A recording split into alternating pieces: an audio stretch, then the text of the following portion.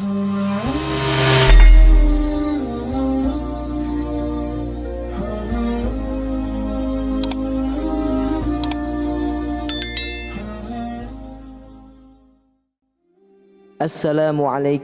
warahmatullahi wabarakatuh.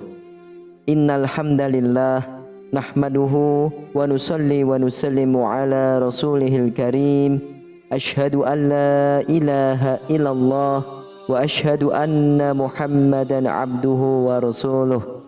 Allahumma salli ala sayyidina Muhammad wa ala ali sayyidina Muhammad. Amma ba'd. Alhamdulillah sahabat beriman, jika video ini muncul di berandamu, ini adalah petunjuk dari Allah kepadamu. Setidaknya sempatkanlah menulis sholawat kepada Nabi Muhammad SAW di kolom komentar. Insya Allah bisa menjadi bukti kecintaan kita untuk mendapatkan syafaat kelak di akhirat. Amin, Allahumma amin. Sahabat beriman yang dirahmati Allah Subhanahu wa Ta'ala, dalam Islam, segala sesuatu diatur dengan sedemikian rupa. Begitupun ketika seorang muslim hendak minum. Makan dan minum menjadi kebutuhan pokok setiap manusia untuk melangsungkan hidupnya. Berkaitan dengan itu, ada sejumlah adab minum yang baik menurut Islam. Adab minum ini dicontohkan oleh Nabi Muhammad SAW dan sesuai dengan sunnahnya. Seperti apakah adab minum yang baik menurut Islam? Silakan simak video ini hingga selesai, agar segala informasi yang kami sajikan tidak menjadi gagal faham di memori sahabatku semuanya. Terima kasih. Yang pertama, cara atau adab minum air putih yang benar yang pertama adalah berniat dan membaca bismillah. Maksud dari niat ketika hendak minum yaitu berniat untuk menguatkan badan dan menjaga kesehatan. Dengan demikian, minuman yang dikonsumsi akan bernilai pahala. Pentingnya niat telah diingatkan Rasulullah SAW kepada para umatnya dalam hadis, yang artinya sebuah perbuatan dinilai berdasarkan motivasinya dan tiap orang mendapatkan apa yang diniatkan. Mereka yang hijrah karena Allah dan Rasulnya, maka Allah dan Rasulnya akan membalas orang tersebut. Namun mereka yang berhijrah karena hal yang bersifat duniawi atau wanita yang akan dinikahi, maka dia akan mendapatkan hal tersebut. Hadis riwayat Imam Bukhari dan Imam Muslim. Sementara itu, membaca bismillah menjadi suatu kebiasaan yang harus dipanjatkan ketika hendak mengerjakan sesuatu, termasuk minum. Membaca bismillah dapat mengusir syaitan dan mendapatkan keberkahan. Lalu yang kedua, menggunakan tangan kanan. Adab minum selanjutnya yaitu menggunakan tangan kanan. Baik makan ataupun minum, menggunakan tangan kanan menjadi kebiasaan yang diperintahkan Rasulullah SAW. Sebaliknya, mengerjakan sesuatu dengan tangan kiri menjadi kebiasaan syaitan. Dari Abdullah bin Umar, Rasulullah SAW bersabda, "Jika salah seorang dari kalian makan, hendaklah ia makan dengan tangan kanannya dan minum dengan tangan kanannya. Sesungguhnya syaitan makan dan minum dengan tangan kirinya." Hadis riwayat Imam Muslim, Imam Abu Daud, Imam Tirmizi dan Imam Ahmad. Lalu yang ketiga adalah minum sambil duduk. Rasulullah melarang umatnya minum sambil berdiri. Ini sesuai dalam sebuah hadis yang diriwayatkan oleh Abu Hurairah radhiyallahu an. Beliau Rasulullah SAW bersabda, "Janganlah salah seorang dari kalian minum sambil berdiri. Apabila ia lupa, hendaknya ia memuntahkannya." Hadis riwayat Imam Muslim. Dalam riwayat lain dari Anas bin Malik radhiyallahu an menyebutkan dari Rasulullah SAW bahwasannya beliau melarang seseorang minum sambil berdiri.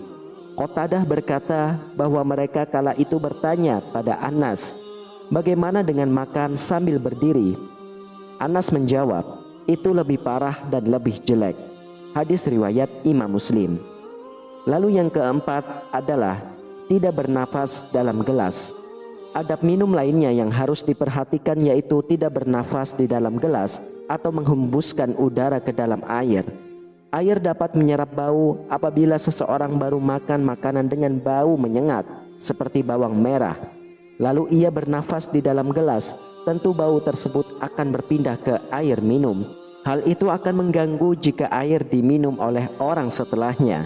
Begitupun jika aroma mulut seseorang kurang sedap, karenanya jauhkan gelas dari mulut jika hendak bernafas. Lalu yang kelima adalah minum 3 kali tegukan. Rasulullah Shallallahu Alaihi Wasallam mengajarkan umatnya untuk minum dengan 3 kali nafas dan jeda di setiap tegukan. Yang pertama, beliau membaca bismillah lalu minum, kemudian membaca alhamdulillah. Setelahnya, Rasulullah menjauhkan gelas dari mulut dan kembali melakukan hal serupa sebanyak 3 kali. Anjuran ini dimaksudkan menghindari dampak buruk bagi kesehatan. Ketika seseorang minum sekaligus tanpa jeda dalam jumlah yang banyak, maka volume darah akan meningkat dan berujung membebani jantung. Lalu yang keenam adalah memuji Allah setelah kita minum. Setelah minum, hendaknya umat Islam mengucapkan alhamdulillah, segala puji bagi Allah. Ini menjadi wujud rasa syukur atas nikmat yang Allah Subhanahu wa taala berikan kepada kita. Lalu yang ketujuh adalah hindari gelas emas atau perak. Mengutip dari buku As-Suluk Al-Ijtima'i, yaitu fikih sosial membangun masyarakat peradaban Islami oleh Syekh Hasan Ayyub, dijelaskan sebuah hadis yang menegaskan larangan penggunaan wadah berbahan emas oleh umat muslim.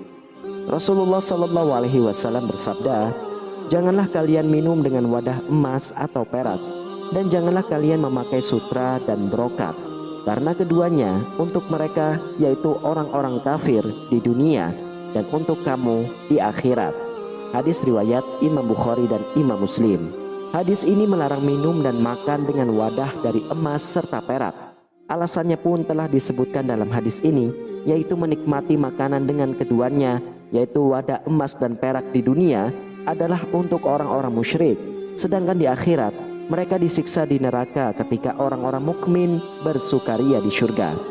As-Sa'ani berkata, hadis ini adalah dalil atas diharamkannya makan dan minum dengan wadah emas dan perak, baik wadah itu terdiri dari emas murni maupun campur perak. Imam An-Nawawi berkata, telah terjadi ijma atas diharamkannya makan dan minum dengan keduanya. Ulama berbeda pendapat tentang penyebab keharamannya. Ada yang mengatakan karena hal itu menandakan kesombongan. Yang lain pun berkata karena keduanya adalah emas dan perak. Lalu yang kedelapan adalah hindari minuman yang haram. Menjauhi minuman yang haram juga termasuk ke dalam adab minum menurut Islam. Contoh dari minuman haram ini seperti arak dan alkohol. Minuman haram berdampak buruk bagi kesehatan, apalagi jika dikonsumsi secara rutin. Banyak dikitnya kadar minuman beralkohol tetaplah haram.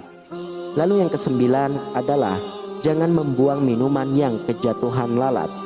Ketika lalat hinggap di dalam minuman, kita tentu akan langsung membuangnya karena merasa jijik. Namun, menurut ajaran Islam, minuman yang sudah dihinggapi lalat masih aman dan konsumsi, asalkan mengikuti cara dan anjuran Rasulullah. Rasulullah Shallallahu Alaihi Wasallam bersabda, jika seekor lalat jatuh dalam minuman salah seorang di antara kalian, maka celupkanlah, lalu buanglah lalat tersebut karena di salah satu sayapnya terdapat racun dan sayap lainnya terdapat penawarnya. Hadis riwayat Imam Bukhari nomor 3320. Kemudian yang terakhir, yaitu yang ke-10 adalah menjaga kebersihan gelas atau wadah minum. Adab lainnya adalah menjaga kebersihan gelas atau wadah minum. Rasulullah Shallallahu Alaihi Wasallam selalu menekankan pentingnya kebersihan dalam segala aspek kehidupan. Minum dari wadah yang bersih tidak hanya menjaga kesehatan fisik kita, tetapi juga mencerminkan kebersihan hati kita. Kita dianjurkan untuk membersihkan gelas atau botol sebelum digunakan, terutama jika wadah tersebut sudah lama tidak digunakan atau dibiarkan terbuka. Kebersihan adalah bagian dari iman, dan menjaga kebersihan dalam segala hal termasuk minum akan membawa kita kepada keberkahan. Wallahu a'lam bishawab. Sahabat beriman yang dirahmati Allah Subhanahu wa taala, demikianlah adab cara minum yang baik dan benar menurut Islam. Islam mengajarkan kita untuk memperhatikan adab dalam setiap hal, termasuk dalam hal yang sederhana, seperti minum dan makan. Setiap tuntutan yang diajarkan Rasulullah SAW memiliki hikmah dan manfaat yang sangat luar biasa, baik untuk kesehatan fisik maupun spiritual kita. Semoga dengan menerapkan adab-adab ini kita bisa mendapatkan keberkahan dan nikmat dari Allah Subhanahu wa taala dalam setiap tegukan air yang kita minum. Semoga video ini bermanfaat untuk kita semuanya. Wassalamualaikum warahmatullahi wabarakatuh.